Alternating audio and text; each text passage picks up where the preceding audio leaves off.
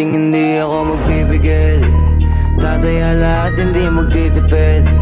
Gagawin ang dapat kong gawin. Alam ko na magagawa ko rin. Balang araw maging icon. Gusto ko kagaya ko si Idol. Mala Michael Jordan nung ma-high score.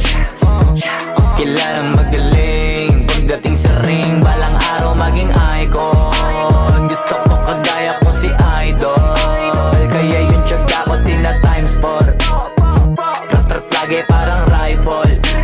Huwag na huwag ka kakagat sa fake. Iwas ka sa foul. Huwag kang makampante, ingat sa galaw. Huwag puro atake, aralin dumipensa. Minsan din depende yan kung paano ka pumwersa. Minsan kailangan pagbay ng pasensya. Isa yan sa mga pangunahing diferensya. Pag natambakan ka na doon ka